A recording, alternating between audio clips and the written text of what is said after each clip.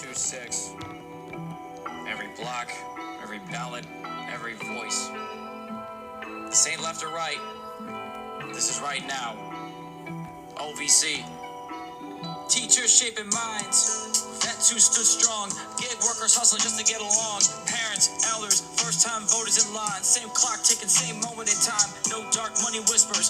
No backroom deals. Daylight choices and the truth that's real. Labels don't own us. We bigger than signs. Accountability lives where democracy thrives. Our vote counts. Yeah, remember the name. Every voice heard. We don't play no games. From the city to the plains, let freedom resound. Different stories, same future. United we found. Our vote counts. Stand tall, no doubt. Integrity first. Let the people speak loud. From the city to the plains, let freedom resound. Different stories, same future. United we Clear found. facts, no spin. Education unlocked. Breaking down the process from the door to the box. Who earns the trust? Who shows up to serve? Asking the questions. Leaders got nerves. Neighborhoods talking. Town halls packed. Local voices first. Yeah, we built it like that. Different faiths fused, so walking as one. Democracy stronger when we all get it done. Yeah. Our vote counts, yeah, remember the name. Every voice heard. We don't play no games. From coast to coast, let the movement expand. Power in the people, future in our hands. Our vote counts, stand tall, no doubt. When we show up informed, that's what it's all about. Our vote counts, stand tall, no doubt. When we show up informed, that's what it's all about. This ain't no cycle. Nah, this is a standard. Long-term vision. Principles planned from schools to the boards up to the higher seats. We connect the dots from the block to the streets. Peaceful power, respect and demand. Integrity measured by actions, not plans. OVC active, participation mounts. When the people stand ready, turnout counts. Yeah. Our vote counts, yeah, remember the name. Every voice heard. We don't play no games. From the city to the plains, let freedom resound. Different stories, same future. United we found. Our vote counts, stand tall, no doubt. Integrity first. Let the people speak loud. From the city to the plains, let freedom resound. Different stories, same future. United we found. Every voice, Every voice, every vote. every vote. Integrity, inclusion, accountability. OVC. OVC. Yeah. 2026. My vote counts. And so does yours.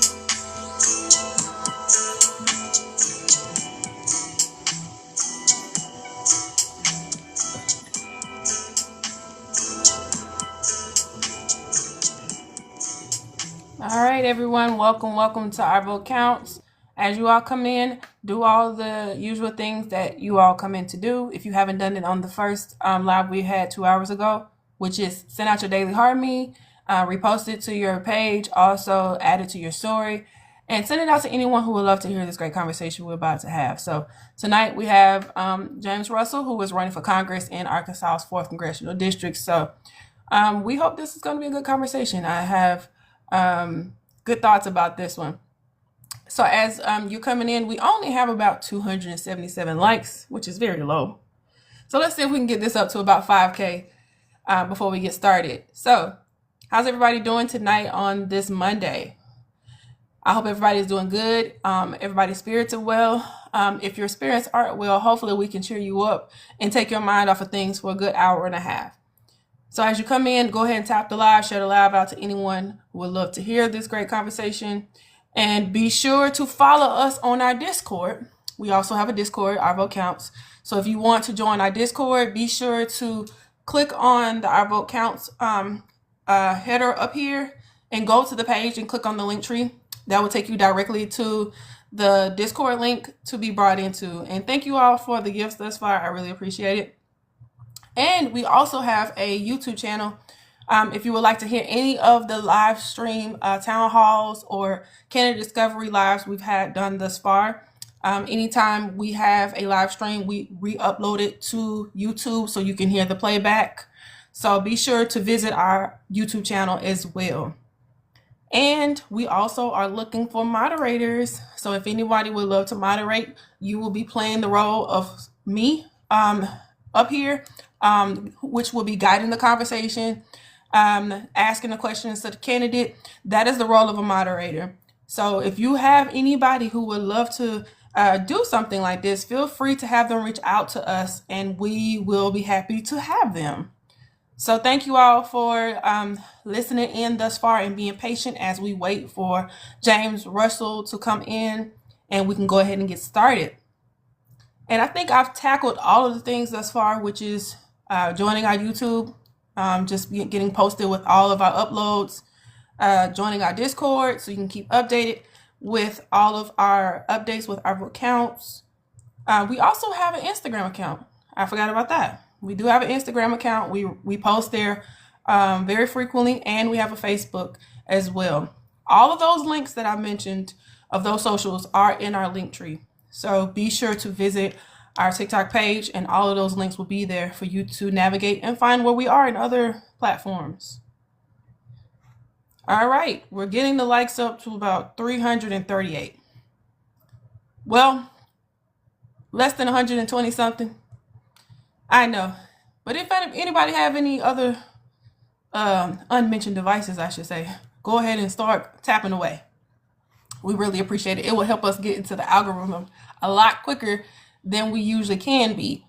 I am glad of the hard work that our team is doing thus far in the back end. What you see here is basically the finished product once we go live, from all the intricate parts that have to be put together. So shout out to our team for always working hard and working diligently to see what you see here. Something as seeing this graphic here takes work. Creating our backgrounds, as you see here, that I'm on my green screen, that is work. Getting the research done, we have a separate team that handles the research, solely research, that gets done. So everything that you see here is work from every individual in this group. So shout out to everybody from OVC. Okay, good. Ashley said we are on the FYP, so that's good job, everybody. Going ahead and getting that engagement up. So we are on the FYP, y'all. So let's see if we can continue to share out. If you just copy the link and paste it out and send it out to everybody, that helps as well with the sharing. So right now we have about 58 people. I'm sorry, 58 shares, I should say. So let's go ahead and get those shares up and let's get those likes up. Yes, hashtag FYP helps. So continue to do that. And let me know whenever the candidate comes in the room. I know I do. I get into my conversations just asking how everyone is. But if you see the candidate, be sure to request them up. And we'll bring James up once we see him in the room. Okay. We have almost 1K. So let's see if we can get to 5K. We're getting close. Yes, hashtag midterms does help.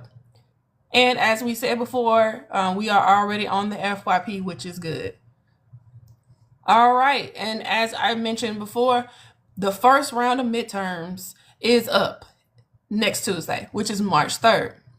That is going for states such as North Carolina, Texas, and Arkansas are up for the first round midterms. Did I mention Arkansas? If I didn't, I'm sorry. So yes, North Carolina, Arkansas, and Texas are the three states that will be up for the first round of midterms in March. So be on the lookout for that. Thank you, Ayana. So if anybody would love to get like a list or a graphic of all of the midterm dates, our team does have that. Just be sure to reach out to us and we can share it to you all so you all can repost it on your pages as well, as a quick reminder for everybody who are not up to abreast of their midterms in their states, because every state has their own date. So be sure to look that up. Excuse me. So right now we have about 1.5K. So let's see if we can get to 2K in 5 minutes. Let's see if we can do that. All right. Okay. We have 61 likes. So we jumped from 50, I think it was like 53. So now we have about 61 shares thus far. So let's see if we can get close to 100 before James comes into the room. So be sure to do that. And if you're new coming in for tonight, you wasn't in the last live that we had earlier, be sure to send out your daily hard meet. That helps as well with the engagement. Thank you all for the reposts and likes. We appreciate that as well. Yes, yes, yes. All right. So if anybody's seen James, let us know and we will share it out to him. We are looking for James. All right. So yes, we got the 2K, 2.1 now. So we are closer to 5K. So just continue to tap away. That definitely helps out. Just keep sharing. We really appreciate it. Yes, power tap, power tap. That definitely helps. Okay, cool. Yeah, share it 2 times. Exactly. Share it 2 times. All right. Ayana's funny. Yes, if anybody can channel in him, bring some type of energy for James into the room, we will love that. Channeling James Russell or paging James Russell. That helps. Yes, this is my stylist pin. Shout out to Miss Yolanda. She does these, well, her sister, but her and her sister does lovely work with the crocheting and making these custom pins. So yes, shout out to Yolanda on this. I love my pen.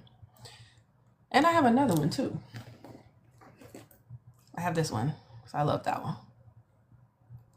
Yes, these go a long way with my long fingers. Well, these are my nails actually, but it's hard for me to really get precise on what I'm typing, so this helps out.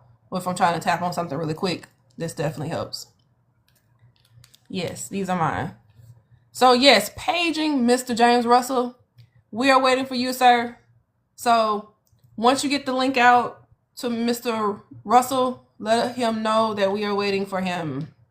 We know a lot of candidates, although they do have their TikTok pages, they're not really savvy with coming into the live. So we also have to be patient on that.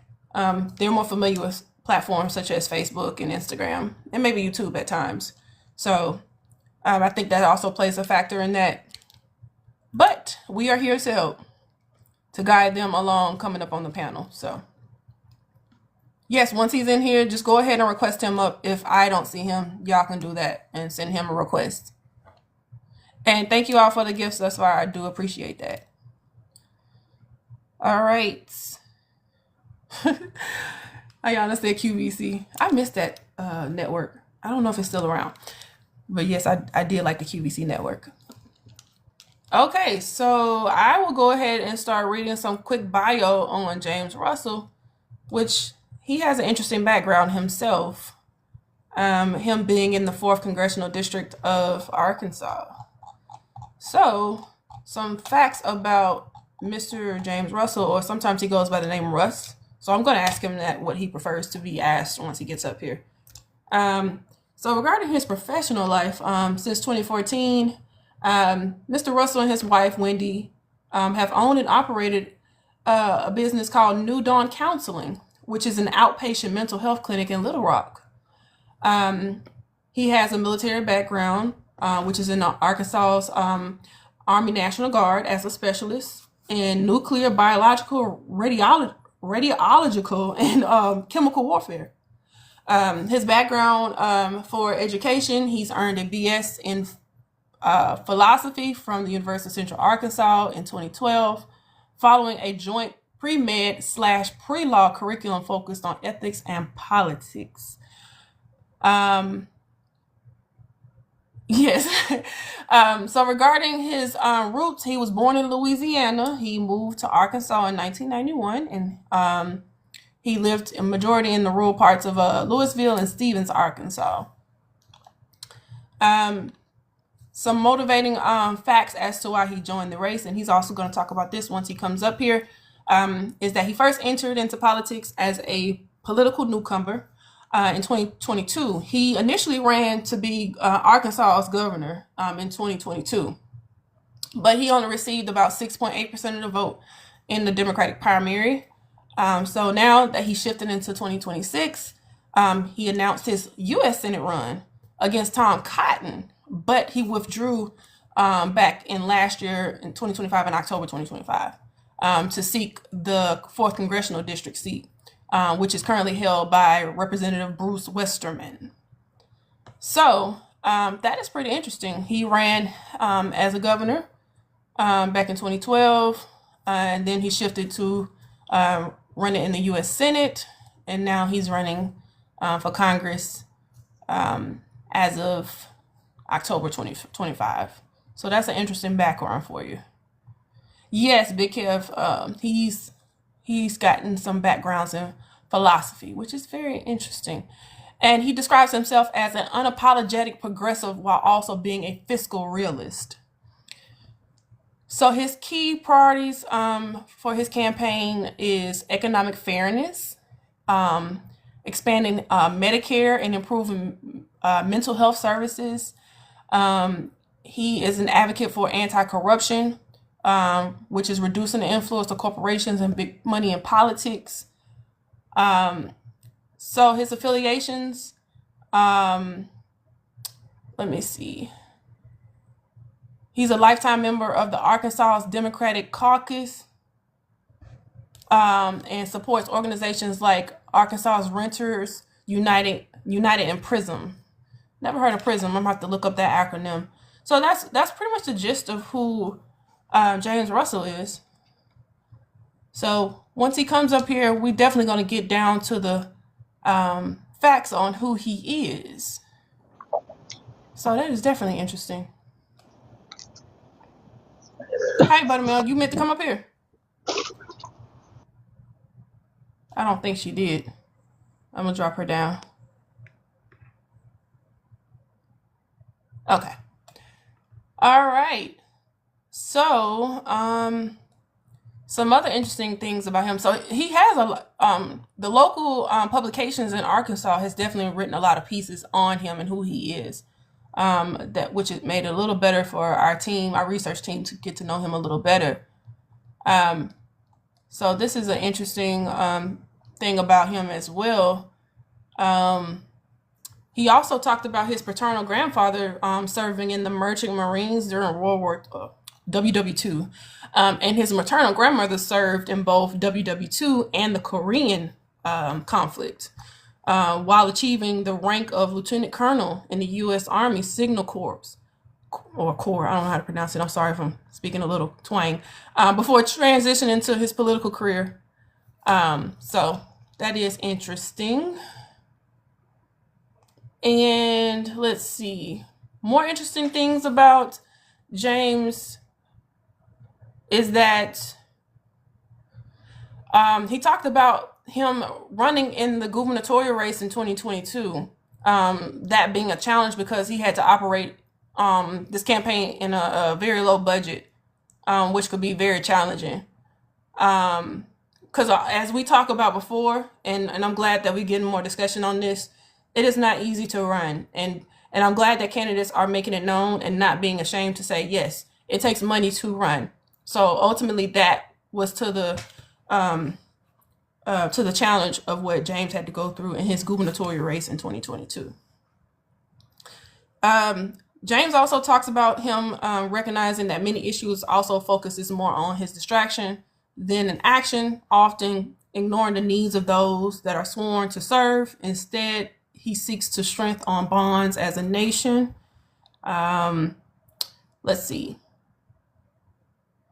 And let me stand corrected. It also says that he is a lifetime member of the Arkansas Democratic Black Caucus, and supports various organizations, including Arkansas, as I said before, the Arkansas Renters United, and an organization called Get Loud Arkansas, and the Young Democrats of Arkansas. So that is interesting. I want to ask him about the Arkansas Democratic Black Caucus, just to get his point of view about how that is to be a part of a caucus in a deep red state and the challenges on that. So let's see. All right. And let's see. Some other interesting facts about James as well is that being in a very rural state like that, like majority of Arkansas, it makes up of mostly land and rural enclaves. So there's not really major cities. I think it's only like a few, if there are considered to be like actual cities. So it does kind of give more of a different perspective in how you can represent your district once you go into Washington, D.C. So, and then also, just to kind of reiterate, some of the towns that does encompass his district is Hot Springs, which is the largest city in his district, Pine Bluff, Texarkana. I love saying that word, Texarkana, because I think it's a fusion between Texas and Arkansas. Russellville, El Dorado, Camden, Magnolia, Hope, and Arkadelphia. So that is very interesting. And the demographics of the 4th District of Arkansas, which I am going to read on because a lot of people are not really, they're not really known to know what this area makes up of. So it's about 30,000 people in the 4th District of Arkansas. It only makes up about 92% of people who are Caucasian, 1% Native, 3% Hispanic, and 3% other. And the minimum wage in this district is only $11 per hour. So that's definitely interesting. And we will delve into that once we get James up on the panel. Some other parts about his district is they are very big on land grants and land usage and environmental factors that are very pressing in that district as well, which is very interesting because you don't really hear a lot of candidates advocate for the rights of farmers and land use as much. And I think that does need to get talked about because, as you all know, farmers are suffering since the onslaught of blanket tariffs last year regarding this administration. Oh, we have James right now. He just came through. So can you all request him up? And so we can go ahead and get this started. And I'm going to go ahead and share it out to anybody who would like to hear.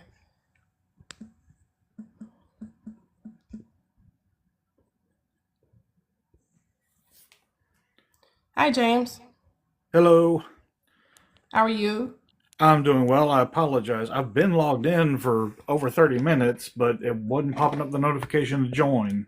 So I apologize for Oh, okay. Sorry about that.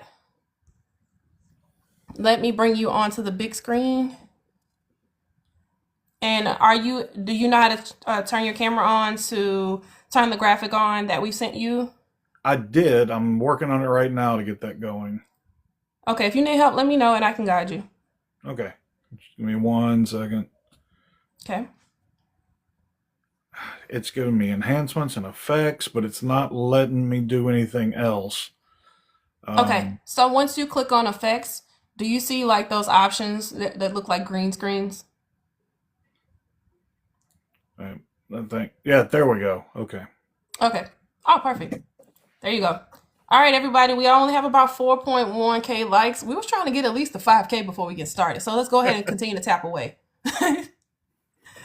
All right. Let me know whenever you're ready. I think I called you by your first name, but do you prefer for me to call you Russ or James? Russ, please. In casual Okay, conversation, it's always that. Okay.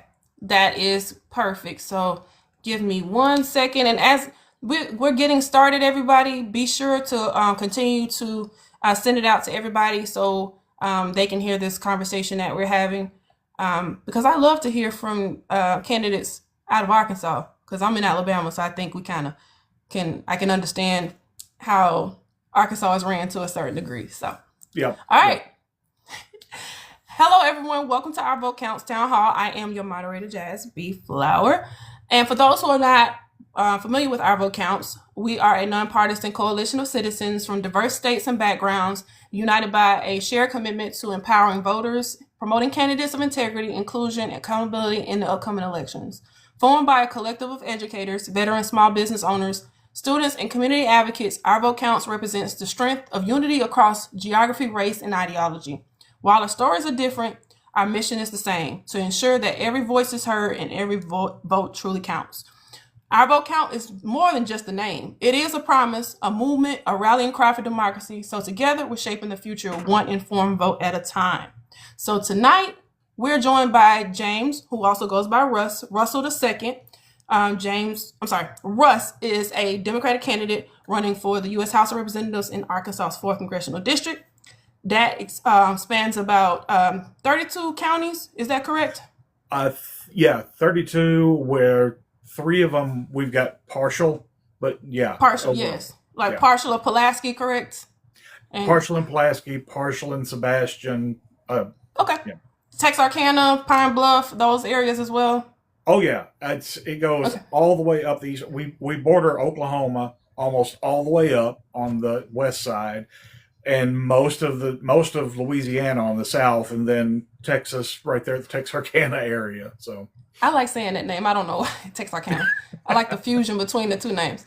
We will be discussing your background, your vision for the district, and of course taking the audience questions live. So Russ, for the format of the live is after each set of topic questions, I will allow anyone to come up and ask you a question. If we don't have anyone in the queue, then we will pick out some questions from the chat to ask you as well. And then it's pretty much a rinse and repeat type of process. So sure. And also just keep in mind about TikTok friendly language, because TikTok is very, very sensitive to certain words. So if you come about saying words that make people expire, you can say things like unalive, or instead of saying a DEATH word, say unalive, DRUG word, say substance. So kind of, keep in mind about that. But also, I'll go into just I spoke on your background a little bit, but I'll just briefly touch on it, and then you can kind of delve into it as well. So we've learned that you are a progressive Democrat, you and an Army National Guard who operates the organization called New Dawn Counseling, which is an outpatient mental health clinic in Little Rock. You also study philosophy and ethics at the University of Central Arkansas. You entered in politics in 2022. I learned that you ran for the gubernatorial seat in 2022, but then you also took another bite at it last year, running for the U.S. Senate, and now you're here running for the 4th Congressional District in your area for Congress. So with that being said, I wanted to ask you a quick icebreaker question, since we're in the spirit of Black History Month, and I didn't want it to go unnoticed. So Arkansas has a Arkansas has a long tradition of Black veterans like William Bill Townsend. While Bill returned home to run for office and build community infrastructure, you're following a similar path from military service to clinical practice and now a congressional bid. Do you see your campaign as a continuation of the soldier statesman tradition of protecting the district's most vulnerable populations? To an extent, and I say it that way because I always want to clarify. I don't consider myself a veteran. I enlisted in the National Guard. I went through the training, but my back betrayed me. I blew out my disc between L4, L5 in the lower back, and was unable to actually complete it. So I was released on a medical discharge. So I always let everybody know I don't want anybody to think if there's any stolen valor going on. I made the attempt, and my family has served in every branch of the military except for Navy at this point.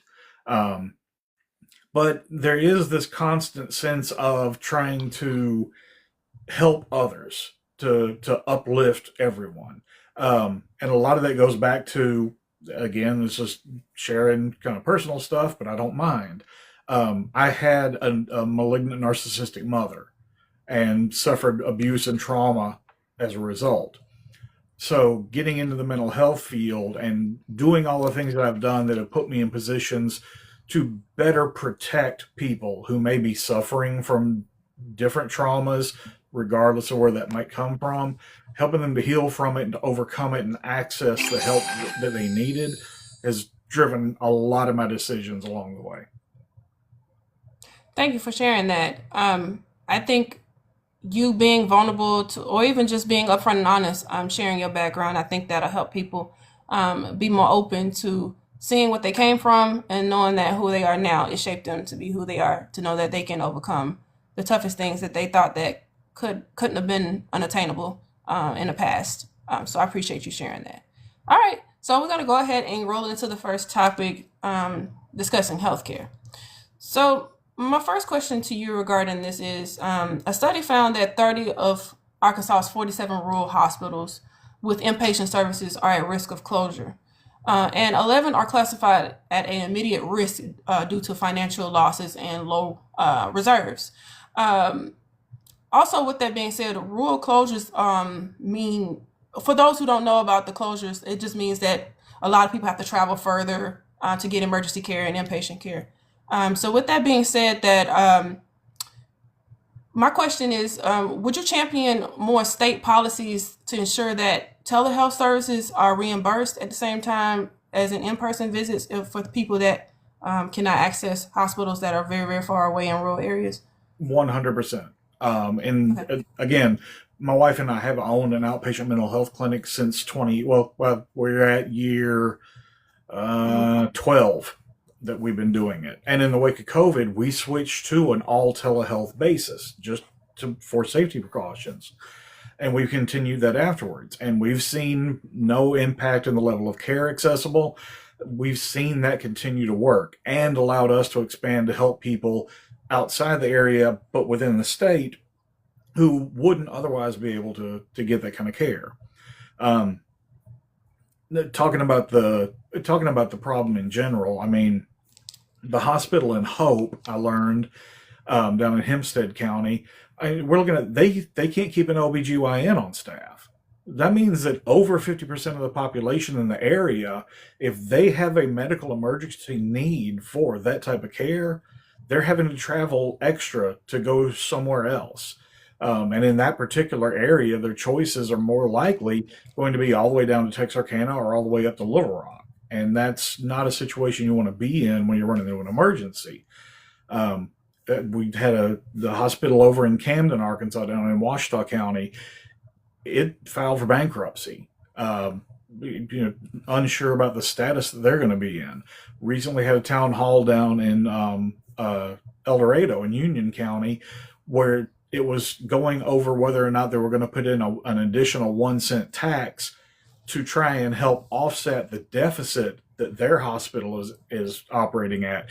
Not even become solvent, not even be able to handle it, just simply to lower the deficit that they're operating at.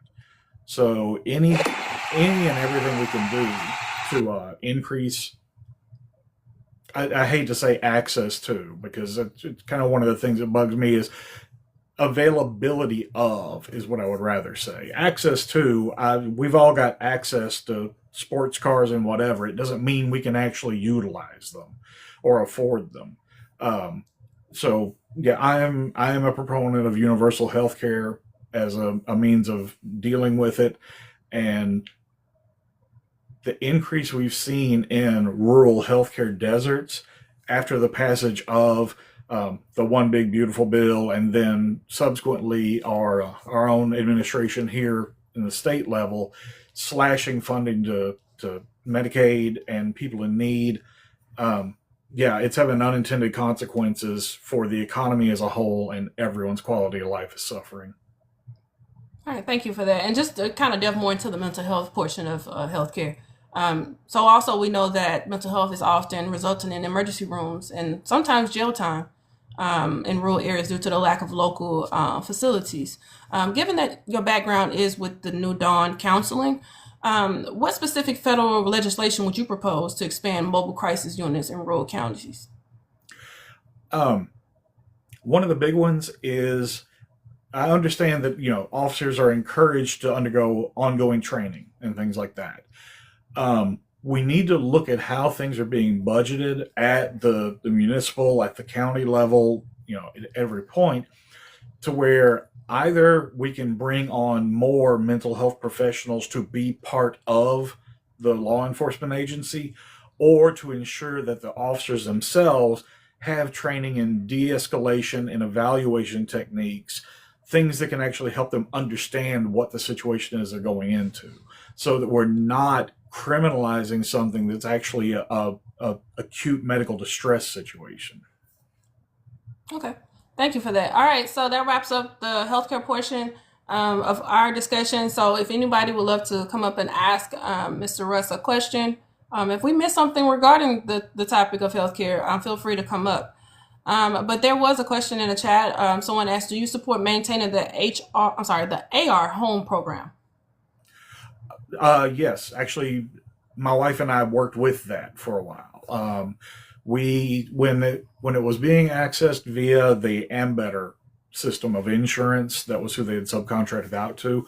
We were participating in that, and again, it was just another measure that ensured that people were able to get the care they needed in a timely fashion. So anything that increases people's availability to get the services they need, that's what I'm a proponent of. Absolutely. And so this transitions into the public safety portion of mental health as well, but this is more delving into just the substance and the criminalization of that and the effects of it when it comes to public safety. So as we know, a multi-agency substance trafficking operation in the Mountain Home area resulted in 11 arrests involving METH and other distributions across North Arkansas, and local federal law enforcement, including in counties such as Baxter, Sheriff's Office, and Arkansas State Police collaborated in this operation. My question to you is, what specific strategies will you support to reduce substance distribution and improve safety in District 4? What I would like to see happen overall is better education and outreach, but we have to first look at destigmatization of whatever the situation they may be facing, especially in regards to mental health, which, if you're dealing with substance abuse, there's generally a correlation between the two. You have to get to the underlying cause. Now, just putting it plain and simple, one of the major underlying causes is simply being economically distressed and looking for any means to alleviate that. That's unfortunately a reality that many substance abusers actually turn to. So looking at it and especially, again, with the criminalization of it and things like that, we have gotten way too familiar with focusing on the punitive side of this criminal justice system. We haven't taken enough time or investment in looking at the reformative portion of it, to where you're treating the underlying thing, thereby preventing recidivism rates, helping people to overcome whatever it is that got them into that situation. I don't think that we need to focus on simple usage as a criminal offense in itself. Now, criminal offenses while under the influence, that's another matter entirely. But for simple usage, we need to be looking at aftercare and proactive care to prevent that. And frequently it's a matter of assisting them with getting out of the situation that they are in, which fed into that being the outcome. Because a lot of times that's what you run into, is if they are growing up or coming of age in an environment where that is a pervasive attitude, it's all too easy to slip into, and you can let them go to rehab, but the minute it's over and they're back out, they're back on the cycle again. And that's something we need to really, really help out with, is helping them to remove themselves from the situation that created that problem in the first place. Yes, I think the recidivism rate should be a focus. So I definitely agree with you on that. Okay, so the other question I want to ask to you regarding your district in this matter is that the district has seen a rise in violent crime rates in urban hubs like Pine Bluff, while rural sheriff departments struggle with massive patrol areas and low staffing. How do you plan to increase federal cops grants for rural departments while simultaneously advocating for the police reform measures your party supports? Well, that's the thing. It is exactly that combination. Is when we're doing when we're looking at budgetary concerns and when we're sending the funds out, and especially here in Arkansas, federal funding is our second highest source of revenue in general. We've got agriculture at the top, tourism comes in number third, but the second highest thing we have is federal funding. So when allocating the funds for our law enforcement agencies, we have to look at how those funds are going to be used. We've persistently seen it getting used to expand on jail capacities, build new prisons, things like that.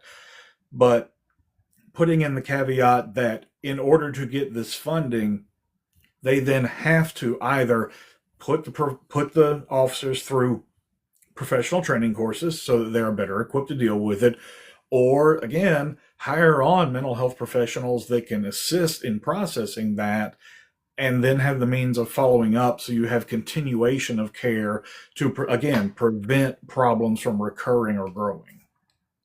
Absolutely. Okay. And just as a follow-up, so the fact that the Army National General Hospital in Hot Springs has become a safety and trespassing concerns for the local community, if you were elected, what is your federal plan for the redevelopment of the site to ensure it serves as a community community asset rather than the public safety hazard? Generally, what I would focus on with issues like that is ensuring that it maintains public accountability. When you're putting people, we've seen the Republican strategy all too often, which is to defund something, wait for it to break, blame it for failing, and then turn it over to privatization. We've seen that repeatedly in education and other fields. I think with something like this, it's something that needs to be taken on as a public administration thing so that we do have oversight, so that we do have input, that we're working hand in hand with the community themselves and allow them to have a say in this so that it benefits the community from the standpoint of not being a health problem, utilizing it for something that's going to benefit everybody, and being a job creating force in the center, in that area, so that again you're looking at mutual benefit overall instead of again demonizing and then turning it over to private interest.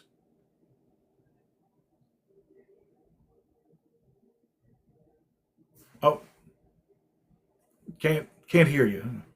I am so sorry. I was on mute. It's okay. I agree with you on that sentiment because ultimately, Republicans tend to fix issues by defunding it as a remedy. But when that doesn't work, to your point, they blame and say, hey, this is not working. But then they have to go back to the drawing board and actually funding what they removed.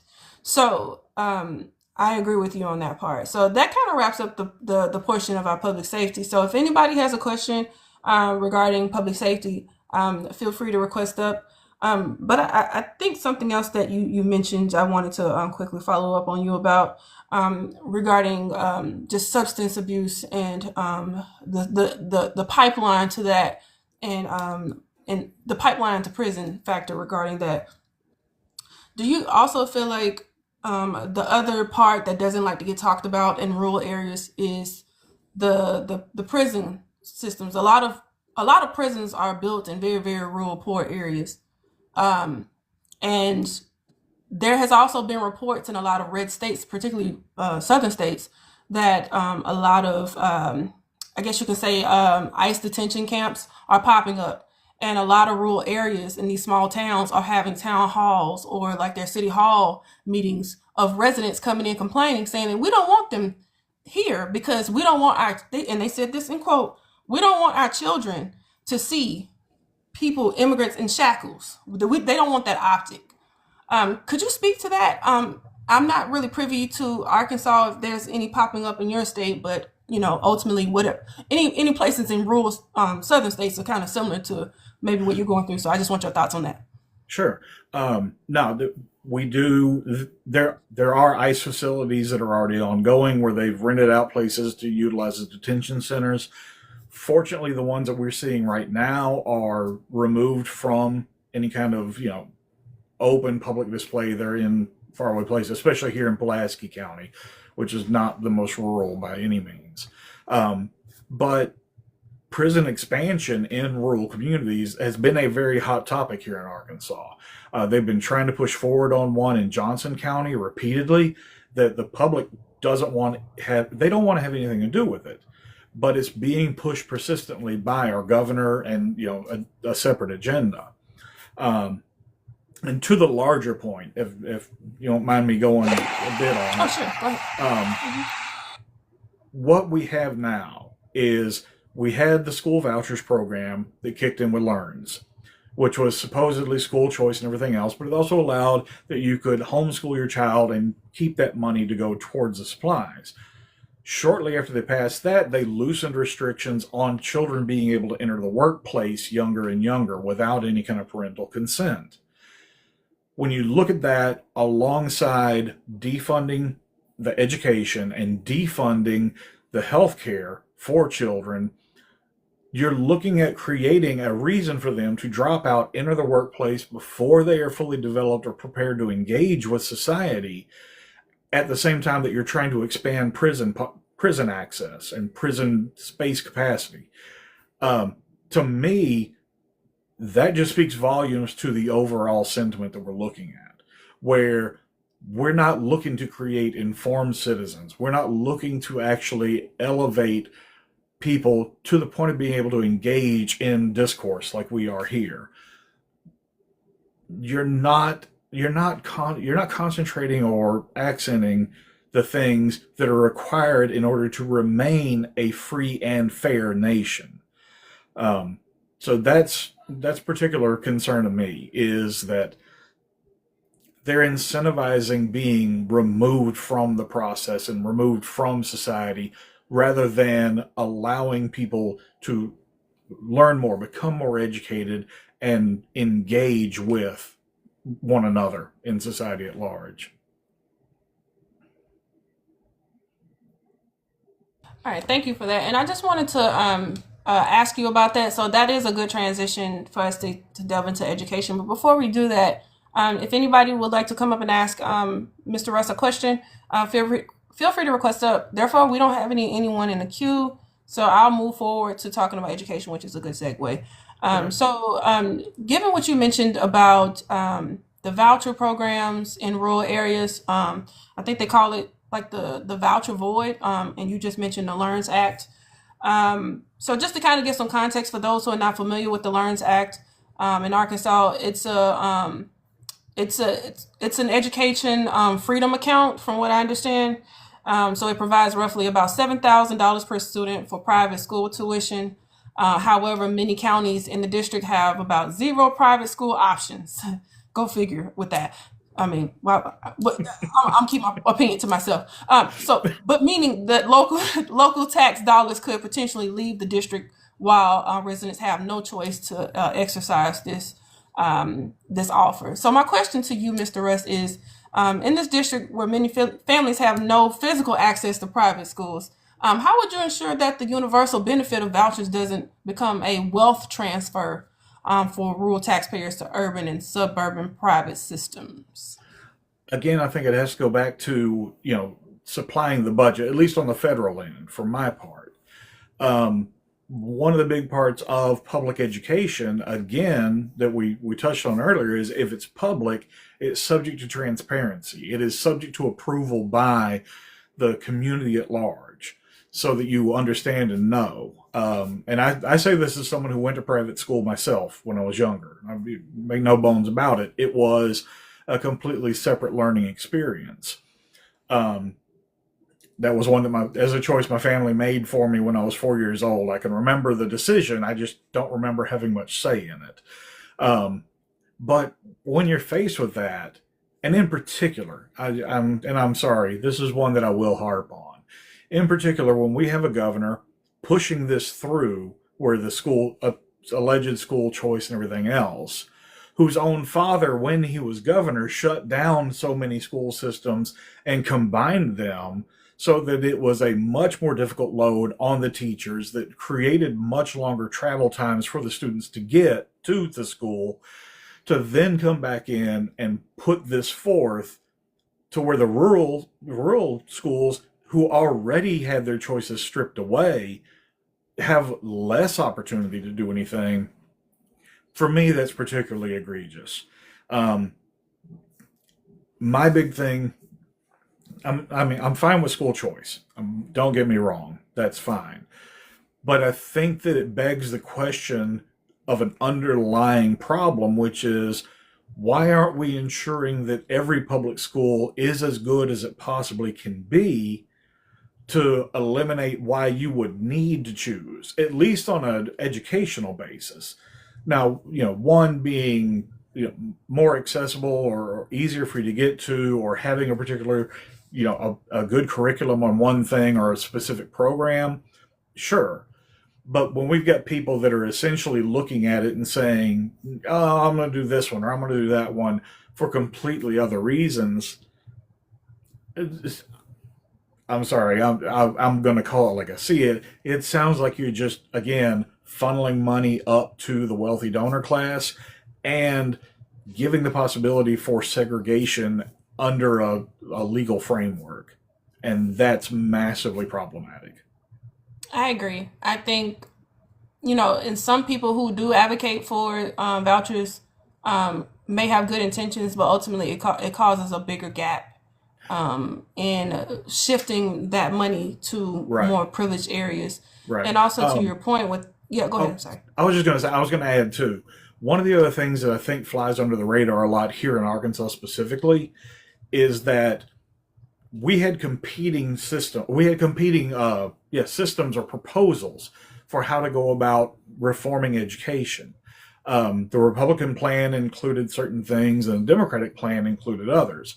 Well, the increase in teacher pay was one of the things that the Democrats were actually promoting, that the Republicans took because they knew it was popular, tacked it onto their program. The problem was that when they did that, they didn't have the underlying infrastructure to actually cover the cost of it. So that's another point where you kind of see a failure to look at the problem as a whole system, or the holistic issue of it. So that's just another one I want to get out there, that, like I said, it flies under the radar a lot in discussions here in the state. I agree with you. I think if like, just for example, governors of states actually funded the education equally under the equity standpoint, then you wouldn't have to propose vouchers.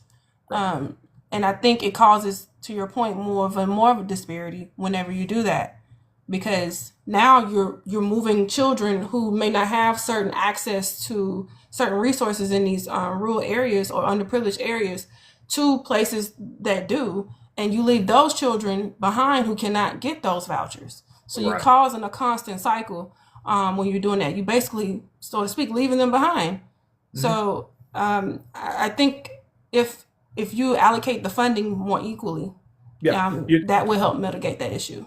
Right. You're not solving the problem. You're simply changing the nature of the crisis. But that's not a solution. That's a shell game. It doesn't work. Absolutely. And I'm not sure if this happened in your state, but I know in certain red states, can't specifically name them, but I saw a story where one of the voucher programs in a certain state was basically like a money funneling thing, because certain public officials that were in state government had organizations that had private schools, so to speak, or that will get those vouchers. So they were getting enriched. So that could be another topic. I mean, you don't have to comment on it if you want to, but I thought that was interesting. We have several different problematic situations similar to that. I'll just leave it at that. Oh, okay. So it is kind of similar to where you are now. Okay. Yeah. All right. So I'll go into talking about some quick rapid fire questions. These are more short answer responses, yes or no, one word. So I'm going to go ahead and throw them at you. Let's see how well you do. Okay. All right. All right. Do you support a $15 federal minimum wage for Arkansas? If not more. All right. should the Affordable Care Act be expanded to include a public option? Yes, Would you vote to codify Roe versus Wade into federal law? absolutely. Yes. Do you support student loan forgiveness for healthcare workers? Yes. Should corporate PAC money be banned from congressional campaigns? Oh my God, please, yes. Are you in favor of legalizing recreational lettuce at the federal level? Yes, I am. Do you support universal background checks for all firearm sales? Yes. Is the current federal tax code fair to small business owners in the fourth congressional district? Yes. Not at all. No. Okay. All right. Would you support term limits for Congress members?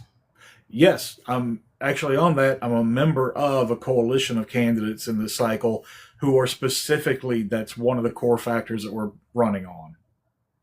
All right. And lastly, do you believe the federal government should provide reparations for descendants of enslaved people? Yes. Absolutely. Thank you for that. All right. So we'll delve into talking about environment and infrastructure.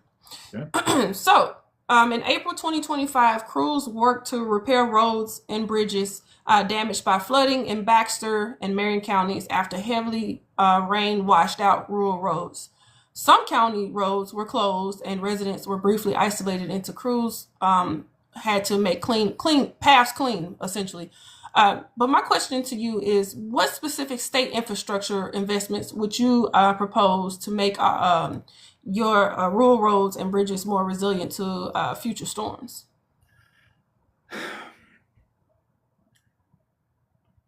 Just in general, actually making some of them drivable in general would be the bare minimum.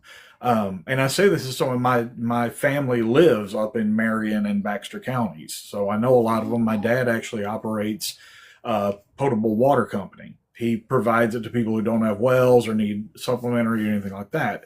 And I've gone out with him on those runs, and I've seen the roads, or what we call roads, that are barely passable at best. We need to do a lot of work to ensure that rural communities and the people who choose to live there can actually get to and from their homes, to grocery stores, to healthcare clinics, to everything else. Again, we talked earlier about like the using telehealth to expand access for everyone.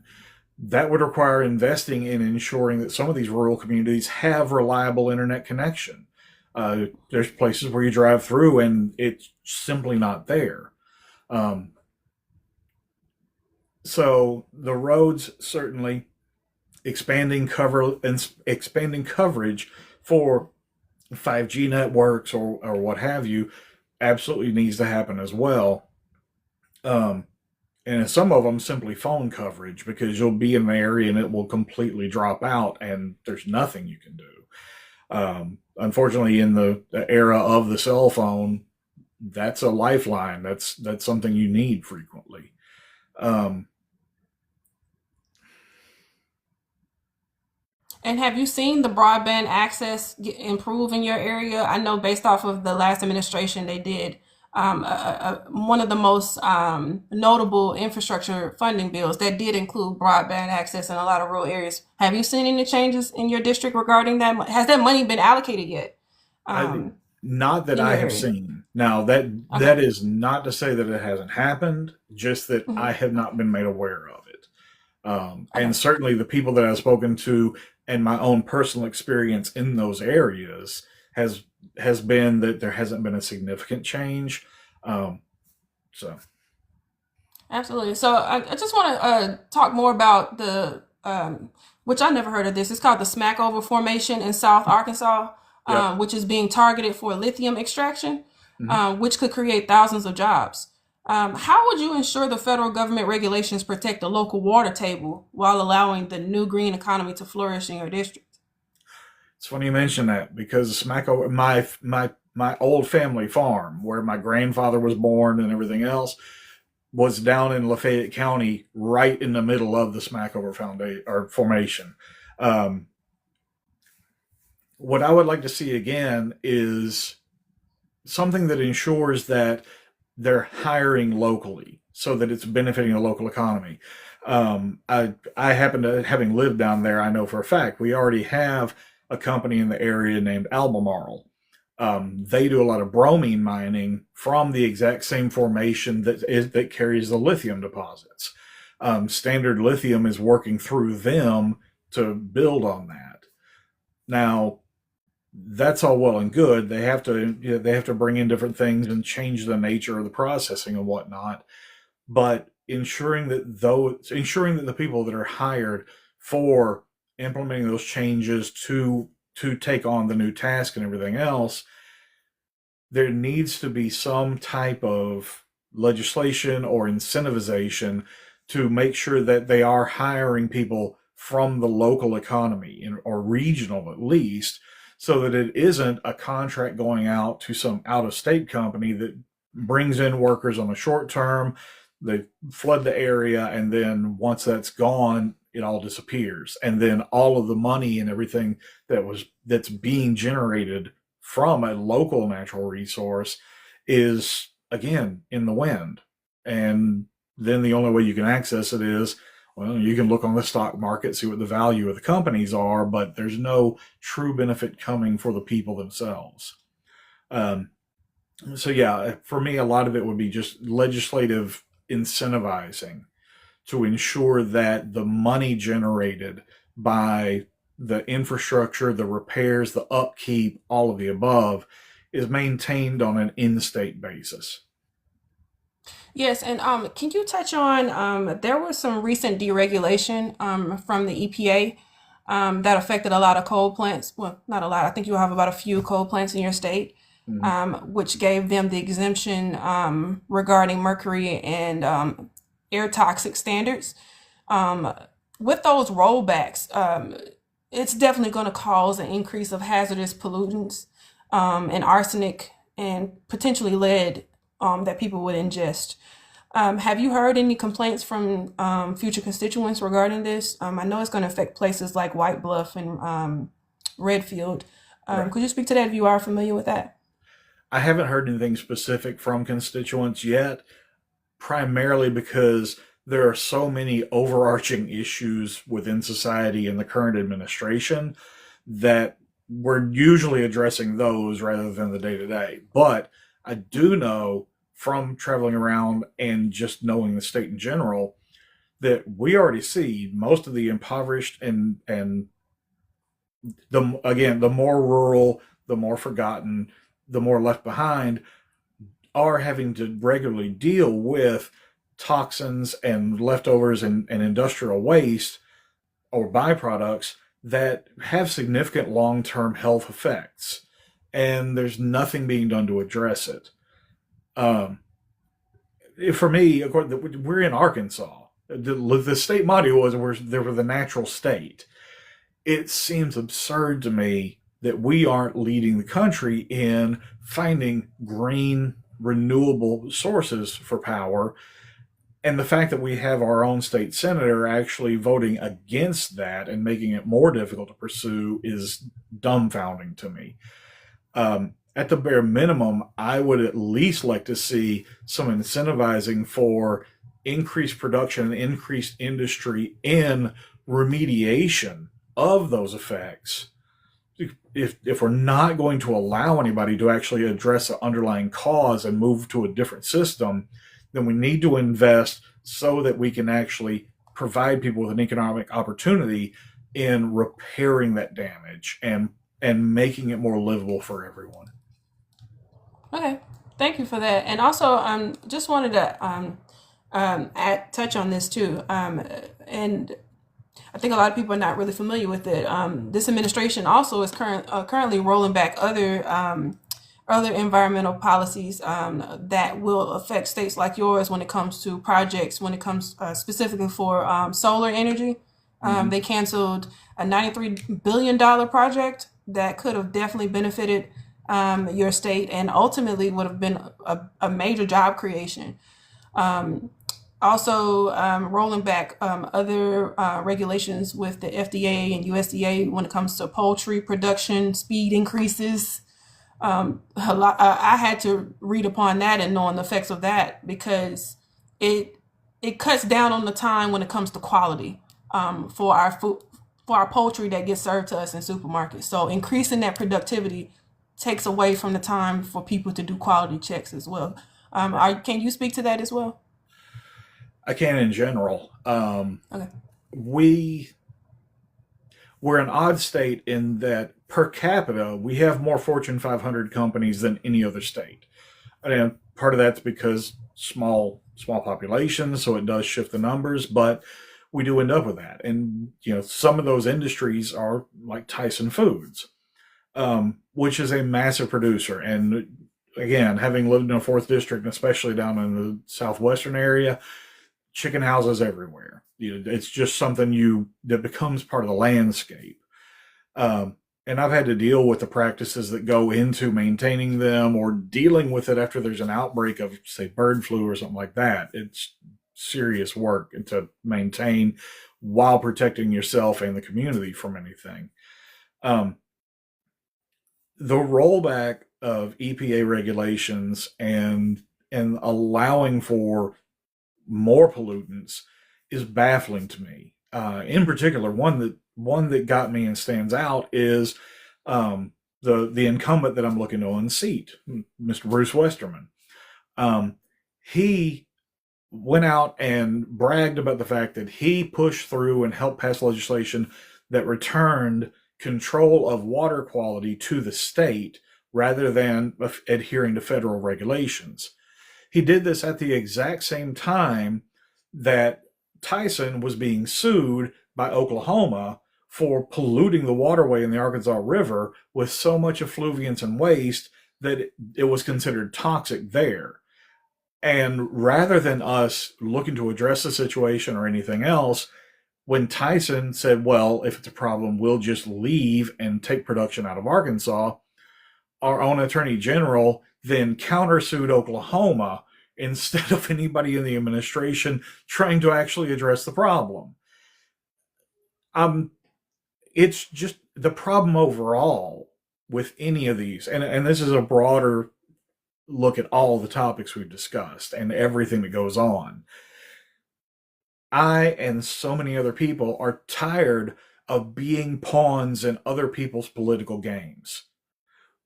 They seem to have forgotten that they are impacting our lives on a daily basis, and they will do things purely to score a talking point, a catchphrase, a soundbite on TV, or a headline, instead of looking at what is genuinely best for the people that they represent. And honestly, seeing that and reaching a fever pitch is one of the things that got me into and actively running in politics. I'm sorry, I didn't mean to turn off my camera. But I definitely agree with what you're saying regarding this matter because some of those, just those small regulations can cause a big impact in how we see our food that we purchase in the stores, as well as our overall health.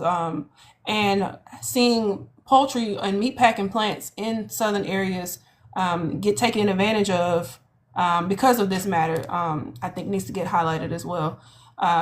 But we do have someone in the queue. I'm sorry, my fingers keep hitting the wrong button. Let me bring them up. All right. Sianka, how are you? Do you have a question for Russ? Yeah, a question. Well, actually, you just said what I wanted to ask. Jazz, how you doing? I'm starting to notice how some of the candidates, like you, Mr. Russ, in your area, like Arkansas, there was one candidate in Montana where the water is being polluted. Like, do these people even think about, hey, we need water, we do need clean water?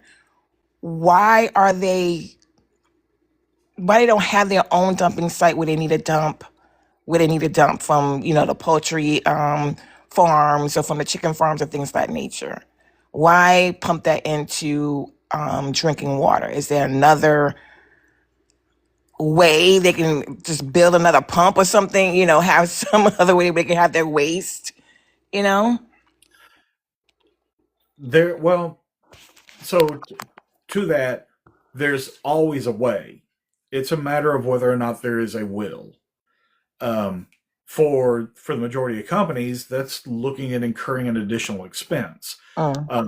Specific to yours, like with runoff from, and fortunately, we did have the protections for the Buffalo River from the hog farm runoff. That finally did get settled and protected the Buffalo River.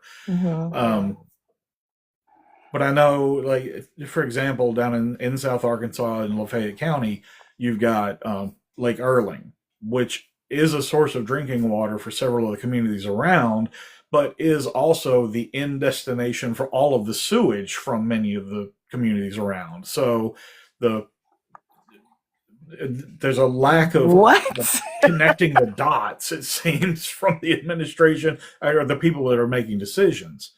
And even beyond agriculture, off-flow and everything, with what we're looking at with more people trying to push data centers here in the state, that's another serious use of potable drinking water and fresh water that they seem to just not care, or I don't know if they view it as an unlimited resource. I understand perfectly the rain cycle and the water table and everything else, but at a certain point, there are levels of pollution that you're not going to be able to remove. So for me personally, that's something that in those situations, whether it be a farming or agricultural system that's looking at runoff waste or data centers in particular, looking at something where it is a closed system wherein they can take an amount of water that they need, they can process that, they can filter it, they can then process it out. That's something that needs to be explored, because that opens up opportunity for other businesses to arise and meet that need, so that it isn't being dumped improperly, so that there is something there to process it, to filter it, to take care of it. I know one of the technologies that I saw, this was something going on in Japan quite a while back, was the reverse osmosis filtration method. That's something that we could look at and utilize to protect our drinking water and everything else, rather than allowing the constant dumping and looking the other way, or writing it off as, oh, well, I'm going to buy carbon taxes from you. I'm going to buy your carbon units so that we can use it, and that way I can get away with more polluting while you don't. That's horrendous, because then it's much like the voucher program, where you're simply shifting where and how the crisis reaches a tipping point. Yeah, thank you for answering that question. It's a great answer. And I don't know if it's a conspiracy theory. Do you think it's because, okay, we can dump this in the drinking water and go to the doctor, get a billing cost, we get money, from their sickness? Like, is it like a cycle of finance for them? Largely, it is, and this is delving into the philosophy part of me and the ethics and everything. Once someone sets their sights on attaining power for its own sake or for their own personal enrichment, then suddenly the motives and the understanding of the connection to the people goes out the window. And so then it's, which big donor had my ear last? Who is this going to impact? What buddy of mine is this going to benefit? Yep.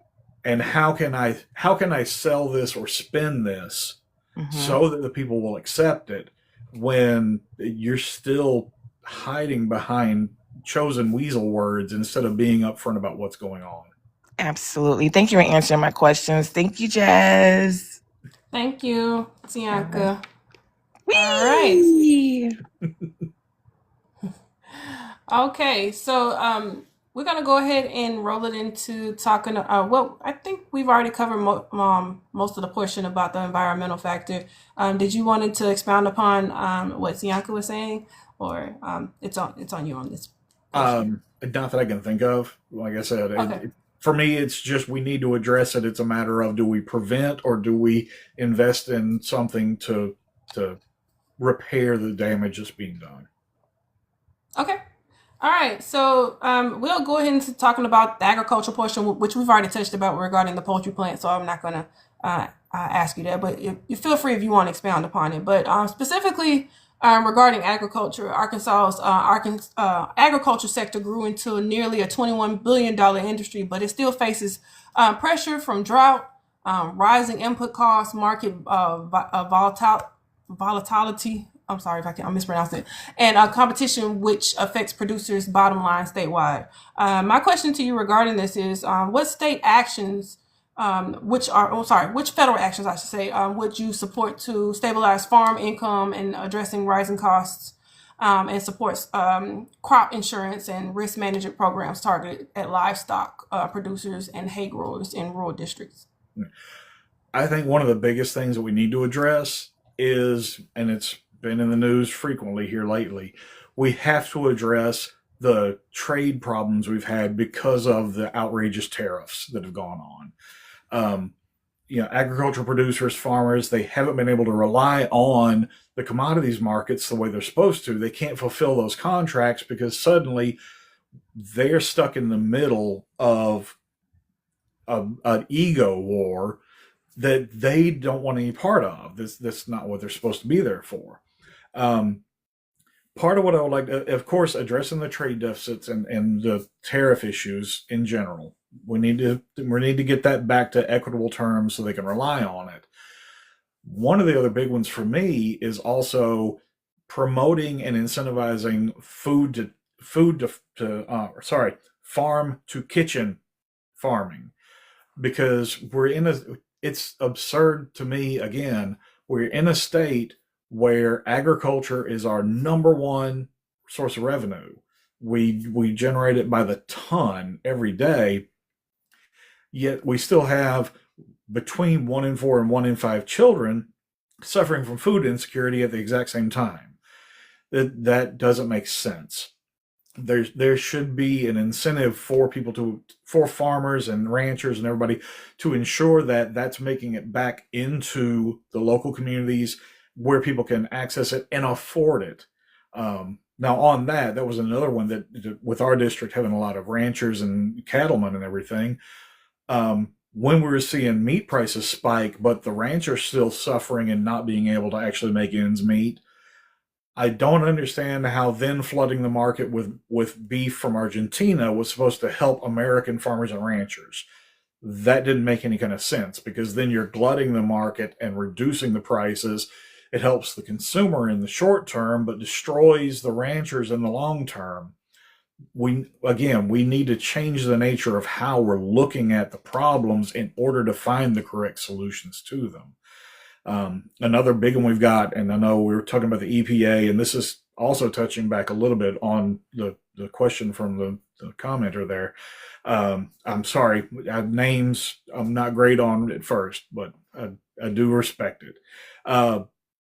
But the administration's stance on glyphosates, and in particular pesticides like dicamba, or herbicides rather, that is not something that needs to be a part of a sustainable farming practice. That is something that if you're spraying it and dealing with overspray, you are damaging the ecosystem around and in other fields and on other farms, with something that's highly toxic. I remember that particular one coming up, of all things, was in one of my chemistry classes when we looked at the molecular structure of it. And one of our professors that was sitting in on it was just like, that's an incredibly toxic looking thing. It's something that isn't limited to just having effects on plant life. This actually can impact all the way up the food chain, and that's problematic. We've already had enough problem with genetic modification and then copywriting a genetic sequence for a specific thing, and you take that and add it into monoculture farming, and you run into so much of a risk of susceptibility to disease, infection, things like that can result in massive crop loss. The genetic diversity is supposed to be there to help protect against those forces. But instead, again, we have seen repeatedly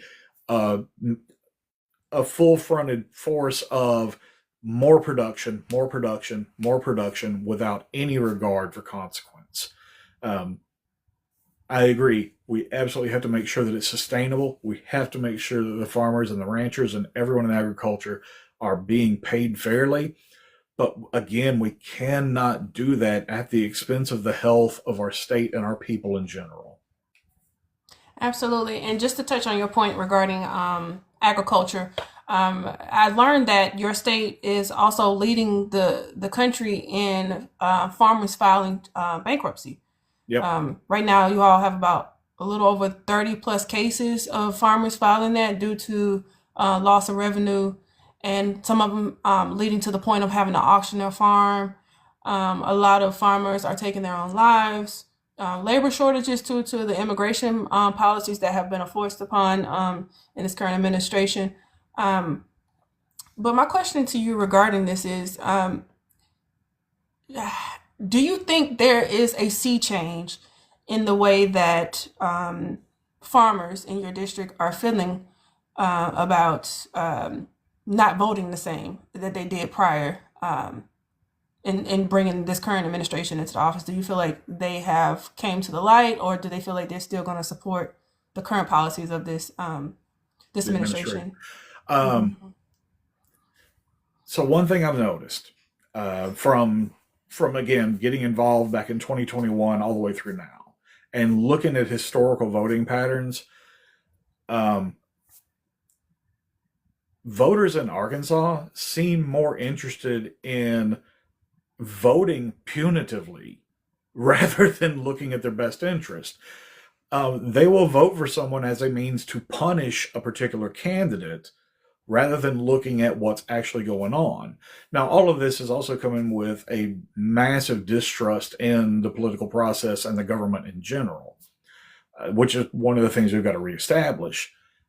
But that's been engendered because the people that we have elected to represent us in Washington won't come back and be accountable to the voters. They won't hold town halls. They will only show up if it's a photo op with a corporation or with some type of special interest group, or they'll come and show up when it's a high dollar dinner for donors where they're cashing checks effectively. But they will not stand in front of their constituents and be accountable. And I had the opportunity to speak at a event that was hosted by Farm Bureau down in Lafayette County a while back, actually just a couple of months ago, and in a heavily red area, announcing that I was a Democrat, but then being able to talk to those topics and point that out was immediately well received. I don't know who threw the hat on me. That was impressive. Sianka. She was just up here asking a question. That was Sianka. Okay. I thought it was cool. It was just, okay. Honestly, it's getting them, it's a part changing their minds, but you're not going to change who they essentially are. They have their beliefs. They have that certain identity politics tied in, but when you're presenting them with actual facts that aren't related to a particular cult of personality, there is ground to be gained there in showing that you're making them aware that you're not actually being represented. You're just ticking a box that someone else is counting on. And that seems to be bringing more and more people around, is the notion that, as I say all the time, if you have the time to attend high dollar functions for donors, you have the time to show up and be answerable to your constituents. It's that simple. And you're showing your priority by choosing which one you're actually attending. Absolutely. Okay, so we're going to go ahead and get into the fun portion of the rapid fire questions. So my first question on you is philosophy actually the best major for a politician? Probably not. So I should actually probably explain on this. Okay. Goes a little bit from my background. I've been in healthcare for the past 26 years. Like I said, the last 12 mental health specifically, but I've been around it and adjacent for a while. part of that was I was working at Arkansas Children's Hospital as a medical staff coordinator. And that put me in all the executive committees and everything else. And the one in particular that I took notice of was the bioethics committee. And that's where you have to make sense of legalities and scientific data. And I noticed that all too frequently, those specialists don't speak the same language. And there needs to be a mediator in between that can do that. And I've always been fortunate enough to have some skill in that. I can hear two sides of an argument and figure out, okay, who's not hearing who? How can we make this make more sense to become more productive? So I took that and I actually went back to college. It was a joint pre-med, pre-law track. It's just that on the law side, rather than going the traditional political science route, I went through the philosophical route and specifically studied political, legal, and ethical theory so that I could understand the nature of how authority is derived and where laws actually gain their authority from and how they needed to be written in order to actually maintain that. But I will also argue that philosophy is a sneaky way to be a benefit, because if there's anything that philosophy does, it makes you very comfortable with not having an immediate answer.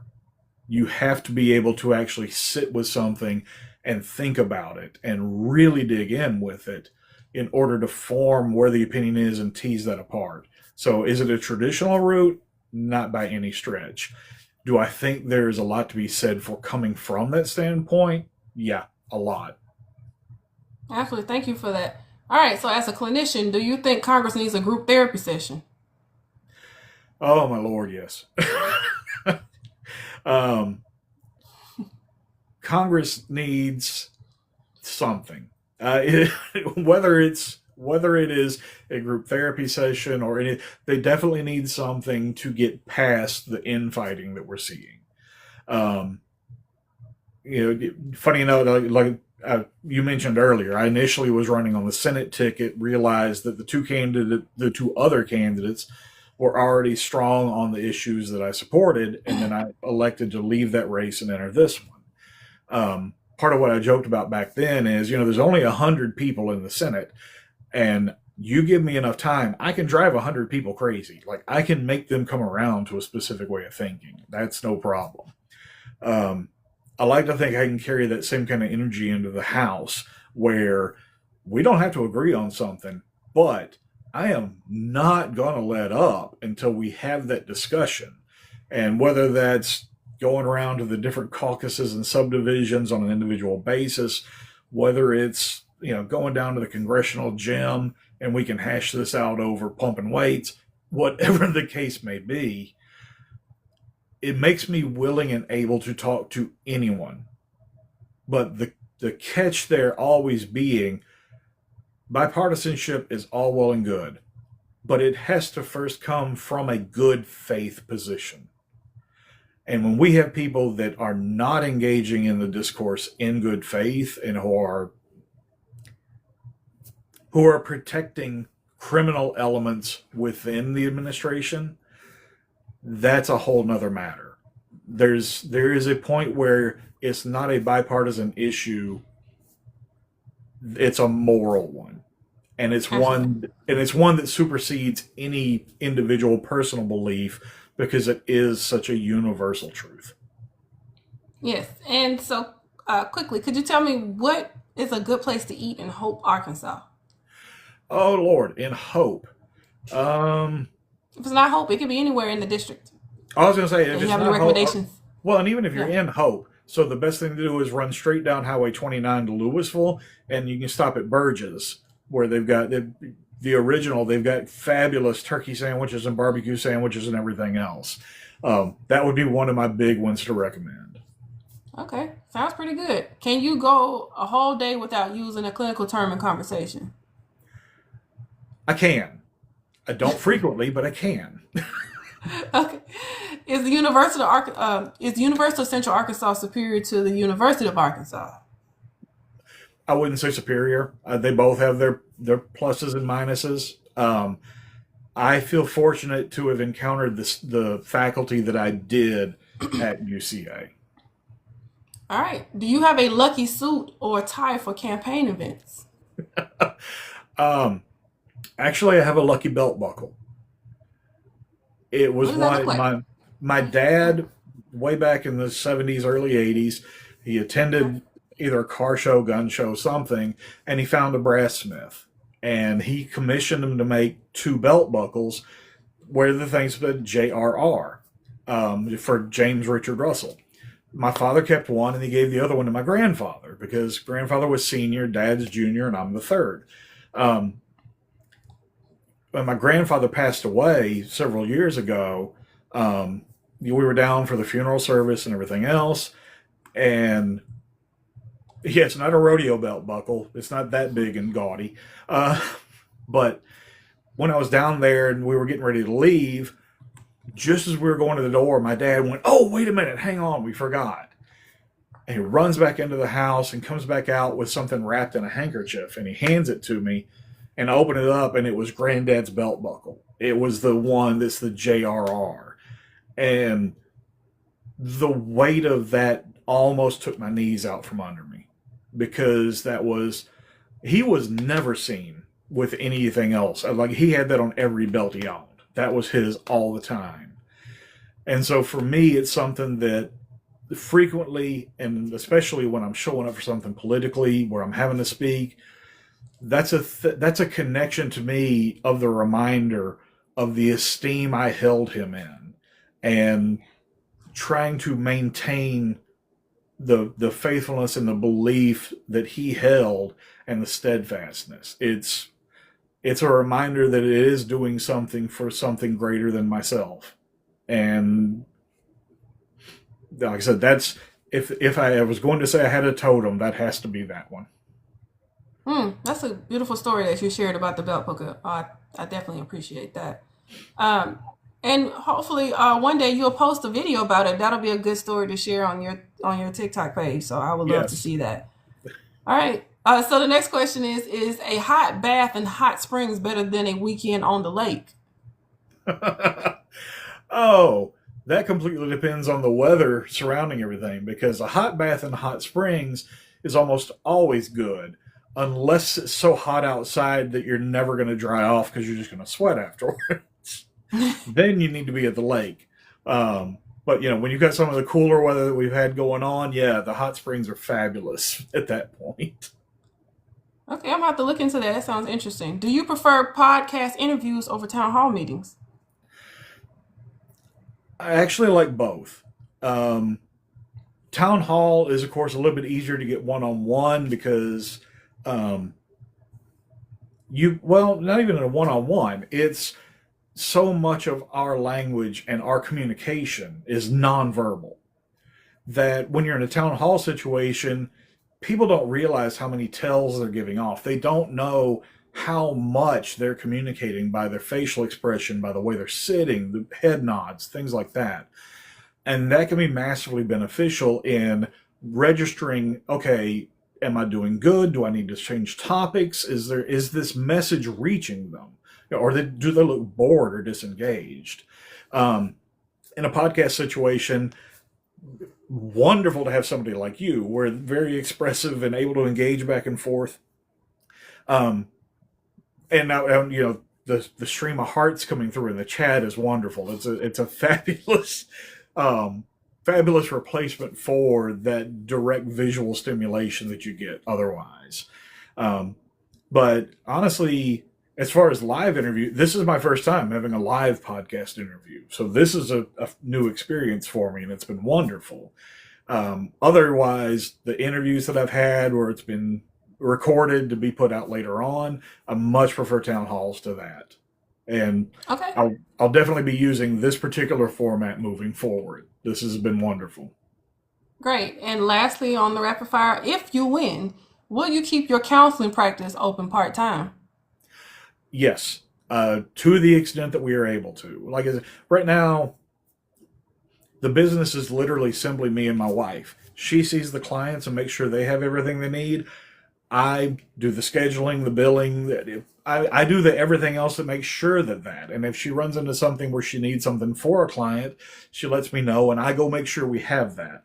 And we've operated that way the whole time. Now, we did expand at one time. At our largest, we had 9 practitioners. We had a psychiatrist on site. We had a couple of nurse APRNs on site.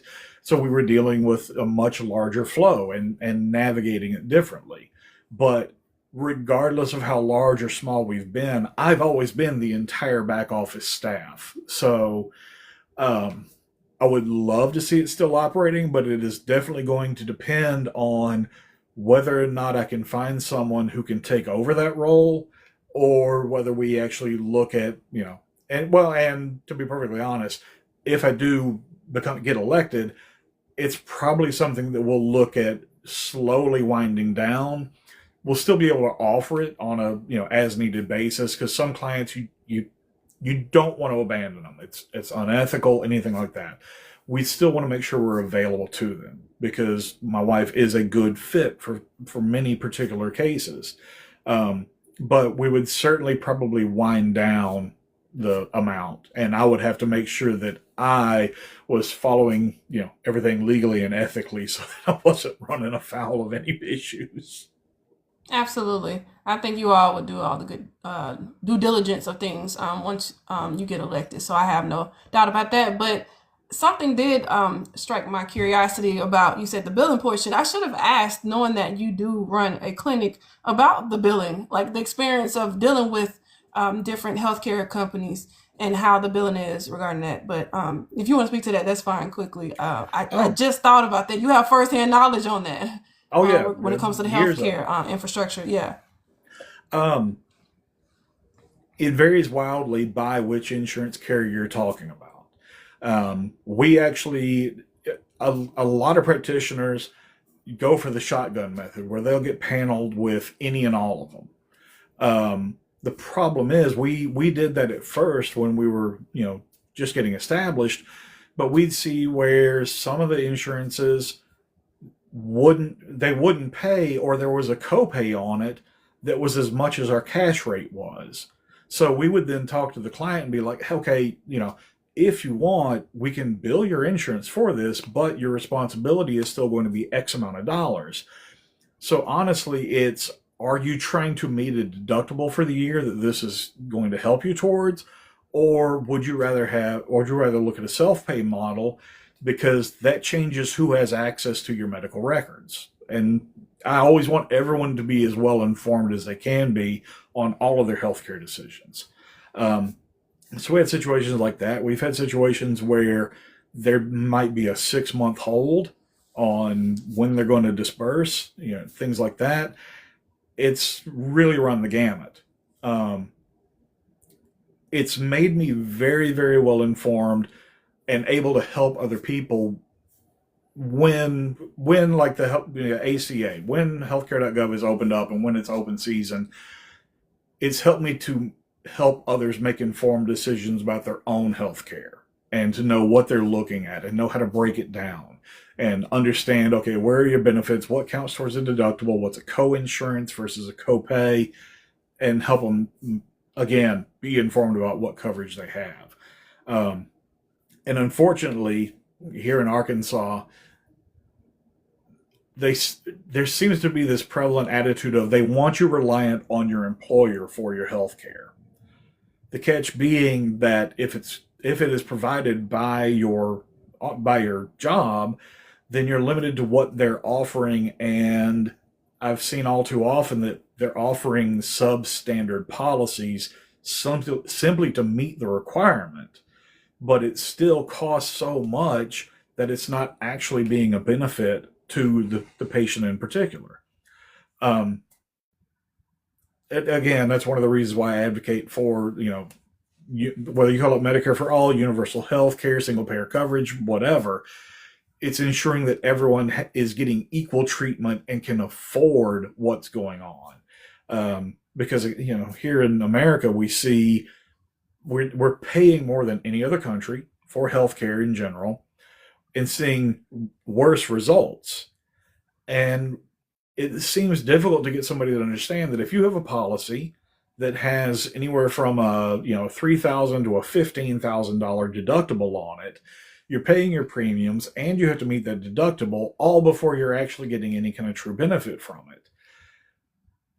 And they would rather do that and pay thousands than, okay, we're going to increase taxes on the wealthy by a certain percentage, and that can fund everybody's insurance, but they want to scream socialism or whatever else. It's kind of baffling to me. It's a but red scare tactic. yeah, it's one of those things that people have been kind of indoctrinated into that mindset, and it's really tough to break. So yeah, on the billing side, I have seen, and I should say, I've also seen the difficulties in dealing with federally funded insurance companies too. Like that was one that was also a drawn out process that was difficult to deal with. So streamlining it and getting it down to something that is easier to manage and removes the red tape from people getting care. I would go on for a long time on this one, but I'll simply say when you see healthcare insurance companies denying care for red tape reasons or putting a case in limbo so that they don't have to pay out on it, but it's not an official denial, those cases are horrifying, and they're all too frequent. And my wife and I have been subject to those ourselves. The insurance policy that we had until this year when we changed, we had procedures that were obvious medical necessities that someone in a third party company that didn't have any specialty in that field was denying the care because they didn't see it justified. If the healthcare provider you're seeing thinks it's justified, that should be sufficient. And yeah, so we need to remove barriers to care, not put up more arbitrary ones just to maintain shareholder value. Thank you for sharing that and your passion and your firsthand knowledge of the way the healthcare infrastructure is with your practice. I definitely appreciate that because that needs to get talked about from just your perspective. And I think once you get elected to Congress, and hopefully you're on a special committee regarding healthcare to actually pass policy prescriptions on this when it comes to the billing portion will matter, especially when it comes to the ACA. So thank you for sharing that experience because I think that needs to be highlighted more and more of how it affects your patients when it comes to whether or not they want to set an appointment up with you based off of them not meeting their deductible or getting surprise billing in their mail. So thank you for sharing that. But I'm going to go ahead and close it out and tell you once again, thank you for being here. Thank you everyone for joining OVC. But before you go, I want to know, what is your last message to voters or your final message ahead of the primary election day? My last message, or if I'm leaving anybody with anything, it's don't think that you are separate from the process. Don't think that your voice doesn't matter. Especially here in Arkansas, we have some of the worst voter turnout in the entire country. We're just a low participating state. And a lot of that boils down to the apathy that's been engendered from so many of the issues that we've talked about, where they do see systemic failure from leadership and from government in addressing day-to-day life. Don't let that disenfranchise you. Don't let that remove you from things. Don't let that take your voice away. And if you ever have had any thought about running for office and you find yourself thinking, I'm not qualified. Oh, yes, you are. You would be staggered by some of the people that I have met that have run for office or hold office, and trust me, you can do the job, and frequently better than who's in there. So when you find yourself screaming at the TV over what's going on, realize that your voice can matter out there in the world immediately. And people want to hear it, and we need to hear it. Absolutely. Thank you for that. And also, before you go, Russ, I would love to invite you to a few things that we have coming up. So tomorrow we'll be having candidate Cyril Jefferson. Cyril will be running for North Carolina's U.S. House of Representatives in District 6. So that will be held at 6 p.m. Eastern Standard Time. So feel free to stop by and say, hey, we would love to hear from you in the chat. Just come in and support. And also following up, we will have Sarah Rodriguez. Sarah is running for governor of Wisconsin. So we will have her at 8 p.m. Eastern Standard Time following from Cyril's town hall. And lastly, I would love to send a special invitation. So be on the lookout for your email to our candidates roundtable discussion. We will have one March the 1st at 3 p.m. Eastern Standard Time. That's on. We have these every other Sunday. So if you can't make the one that's coming up, feel free to let us know if you would love to join the ones on the 15th or the 29th. And it entails candidates just like you. We typically get about 6 candidates on the panel, and you all have discussions for current events that happen today. And it also involves talking about your policy and how your campaign is going. So feel free to let us know. We would love to have you. So hopefully you'll take us up on our offer regarding this. Okay. I will make every effort to be there on the March 1st. My primary is March 3rd. So by the time the 15th rolls around, I may or may not still be a candidate, but fingers crossed, I'll be joining in with y'all. Absolutely. And if you're not, we would love to still have you. We have a lot of candidates that we still keep in touch with. So you don't have to necessarily be an actual candidate to join. As long as you've ran, I think that would be just the basis of the requirements. So other than that, I want to give you a special thank you for joining us tonight. This was a great conversation. I learned a lot about you, your campaign, and District 4 of Arkansas. I would love to send out a special thank you to our vote counts for hosting this town hall. For Russ, thank you, the OVC team. Your work does not go unnoticed. Just from the small things of just supporting in this live to building out the graphics, videos, research, booking and corresponding with the campaign managers or just the campaign itself with just the candidate. Everything matters. So we appreciate all of the work that you all are doing. And also, we are looking for moderators. These moderators entails someone like me. I am the moderator who guides the conversation, asking the candidate. So if you have anybody that's interested in joining Our Vote Counts as a moderator, feel free to send a direct message to Our Vote Counts. So just to close it out, once again, we are Our Vote Counts. We are a nonpartisan movement uniting Americans from all walks of life to empower voters, support candidates of integrity, and ensure that every voice is heard. Through education, outreach, accountability, and action, we're building a stronger democracy. So with one informed vote at a time, please join us because your vote is your power. So until then, have a good night. See you all tomorrow. Bye. Thanks so much.